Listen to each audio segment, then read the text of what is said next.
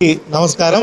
ఈరోజు తిరుపతి జిల్లాలో మనకి తిరుపతి జిల్లా పోలీస్ డిపార్ట్మెంట్ వారి ఆధ్వర్యంలో ఒక రెండు ఇంపార్టెంట్ ప్రోగ్రామ్స్కి శ్రీకారం చుట్టడం జరిగింది. ఒకటి ఏదైతే మనకి రోడ్ సేఫ్టీ సంబంధించి ఇదివరకే మనము పోలీస్ డిపార్ట్మెంట్, రెవెన్యూ డిపార్ట్మెంట్, అదేవిధంగా transport and also all other line departments, national highways department అంతా కలిపి కూడా ముమ్మరంగా గత కొన్ని నెలలుగా రోడ్ యాక్సిడెంట్స్ నివారణ చర్యలు కూడా టేకప్ చేయడం జరిగింది. మీ అందరి సమక్షంలోనే ఒక 4 రోజుల క్రితం కూడా ఒక బస్సు యాత్ర టేకప్ చేసి జిల్లాలో ఉన్నటువంటి అన్ని బ్లాక్ స్పాట్స్ని కూడా స్వయంగా నేను, ఎస్పీ గారు, మిగతా లైన్ డిపార్ట్మెంట్స్ అన్ని కూడా సందర్శించడం, అక్కడికక్కడే ఏం నష్ట నివారణ చర్యలు ఏం తీసుకోవాలి, యాక్సిడెంట్ ప్రివెన్షన్ మెజర్స్ ఏం తీసుకోవాలనేది కూడా సంబంధిత అధికారులందరికీ కూడా ఆ రోజు మనము డైరెక్షన్స్ ఇవ్వడం. దాంట్లో భాగంగానే ఈ రోజుకి ప్రోగ్రెస్ చూసుకున్నట్టయితే చాలా వరకు ఈ 48 బ్లాక్ స్పాట్స్లో కూడా మేము ఇచ్చినటువంటి డైరెక్షన్స్ మేరకు పనులు పూర్తయ్యాయి. మిగతా చోట్ల కొంచెం సివిల్ వర్క్స్ పెండింగ్ ఉంది. అవి కూడా వచ్చే 4 రోజుల టైంలో కూడా అవి పూర్తి చేస్తామనేది కూడా మీడియా సభాముఖంగా కూడా తెలియజేస్తున్నాం.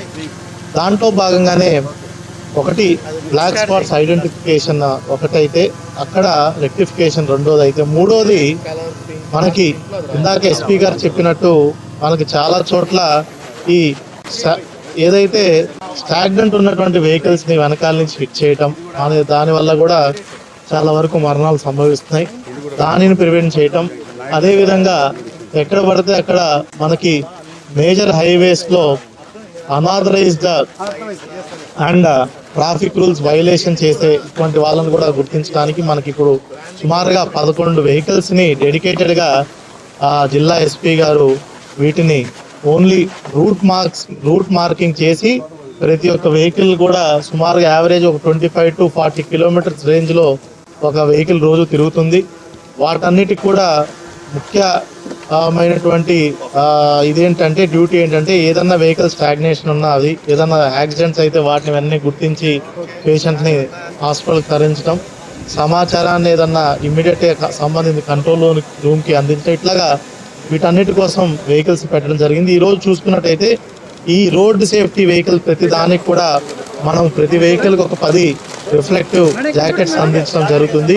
అదేవిధంగా ట్రాఫిక్ బ్యాటన్ లైట్స్ కూడా big size and small size కూడా, ఎందుకంటే నైట్ టైం ఎక్కువ యాక్సిడెంట్స్ జరుగుతాయి కాబట్టి నైట్ టైం వీళ్ళందరూ ఈ రోడ్ సేఫ్టీ వెహికల్స్ అంతా కూడా సర్చెస్ కానీ లేదంటే స్పీడ్ రెగ్యులేషన్ కానీ మిగతా యాక్టివిటీస్కి రోడ్డు మీద ఉండాల్సింది కాబట్టి ట్రాఫిక్ బ్యాటన్ లైట్స్ అనేది ఎంతో ఇంపార్టెంట్.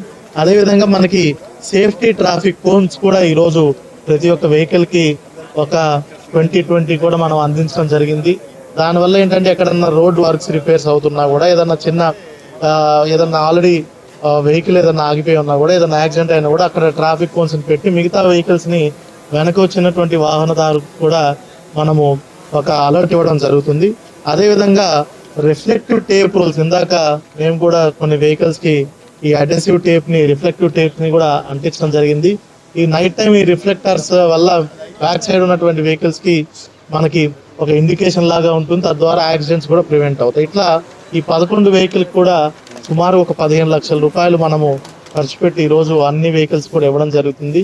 ఇది రోడ్ యాక్సిడెంట్ జరగకుండా ఇది ఒక స్టెప్ కింద భావిస్తున్నాం. అదేవిధంగా మనకి ఇంకో రాష్ట్రాన్ని, అదేవిధంగా మన జిల్లాని కూడా ఈ గాంజా ప్రివెన్షన్ని చాలా సీరియస్గా గౌరవ ముఖ్యమంత్రి గారు తీసుకుంటున్నారు.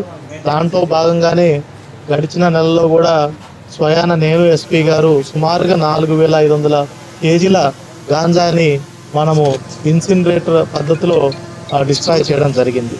అదొక మెసేజ్ పంపించదలుచుకున్నాము. ఎవరు కూడా గాంజాని ట్రాన్స్పోర్ట్ చేసినా, హోల్డ్ చేసినా, వాడినా, ఇతరులకి అలవాటు చేసిన వీళ్ళందరి మీద కూడా చాలా కఠినంగా జిల్లా యంత్రాంగము చర్యలు తీసుకుంటుంది.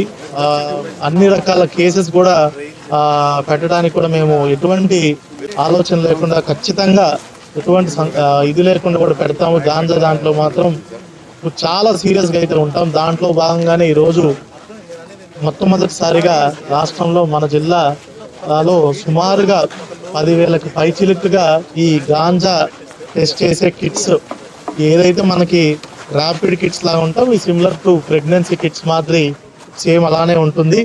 యూరిన్ శాంపుల్ తీసుకొని సస్పెక్టెడ్ పీపుల్ నుంచి మనము వెంటనే అక్కడికక్కడ 5 నిమిషాల్లోనే మనకు రిజల్ట్ వస్తుంది. ఇట్లా మనం అన్ని రకాలుగా కూడా ప్రతి ఒక్క సబ్ డివిజన్ పరిధిలో ఈ కిట్స్ని కూడా అందించడం జరుగుతుంది. ఎక్కడికక్కడ డౌట్స్ ఉన్న వాటిలో కానీ, లేదంటే మనకు ఆల్రెడీ ఎక్కడెక్కడ ఎక్కువ వాడతారో మనకు తెలుసు, ఏ బస్సెస్లో ఏ ట్రైన్స్లో వస్తారో కూడా పకడ్బందీ సమాచారం మా దగ్గర ఉంది. వాళ్ళ దగ్గర మనం ఈ టెస్ట్ చేసి ఎవరన్నా కనుక దీని ద్వారా పాజిటివ్ అని తేలినట్టయితే ఖచ్చితంగా వెరీ సివియర్ క్రిమినల్ కేసెస్ మనం బిఎన్ఎస్ఎస్ చట్టం ప్రకారం వీళ్ళ మీద మనము ఇంపోజ్ చేస్తాము.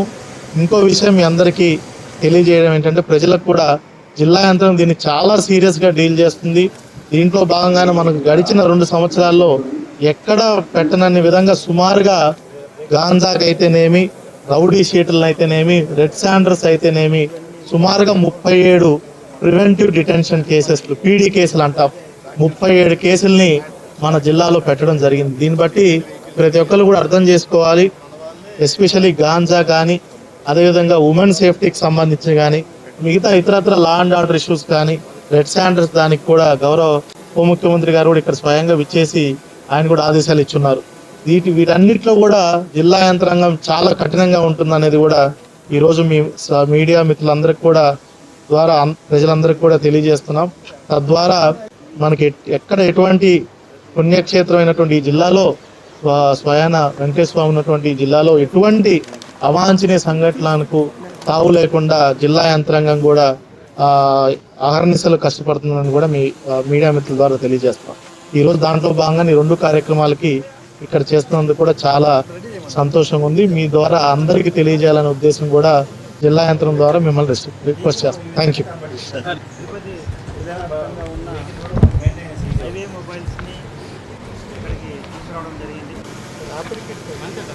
ఆధ్వర్యంలో ఇటీవలి కాలంలో దాదాపు 15 లక్షల రూపాయలు రోడ్ సేఫ్టీ మరియు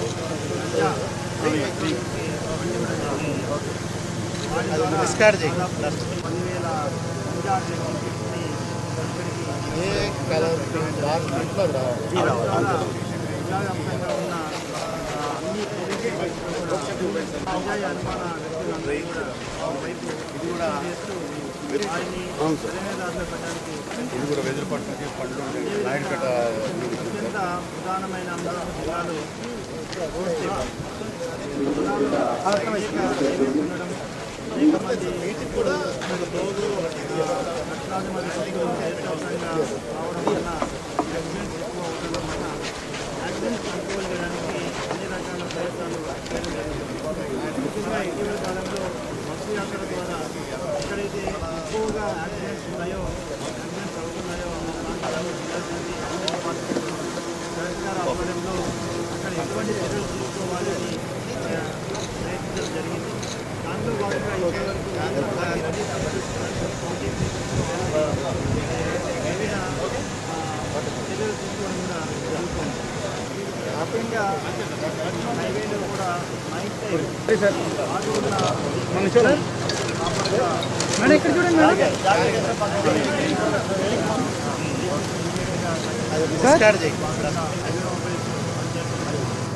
అదేవిధంగా జిల్లా అందరికీ కూడా అయితేనేమి లేదా అయితేనేమి దీనికి కూడా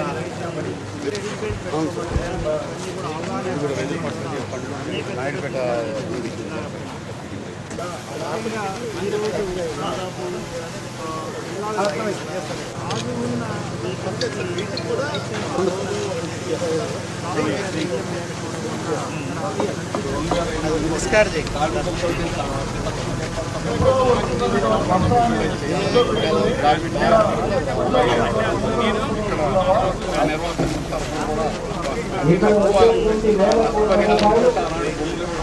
ఇక్కడ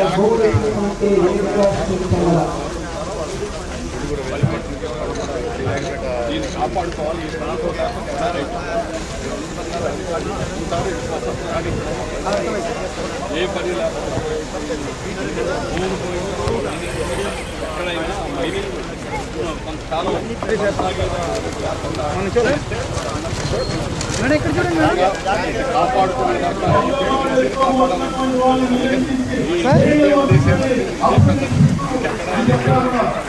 మైనింగ్ ఏమి లేదు.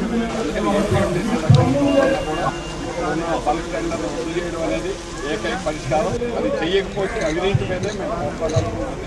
సుప్రీంకోర్టు జడ్జితో విచారణ అనేది చేయాలని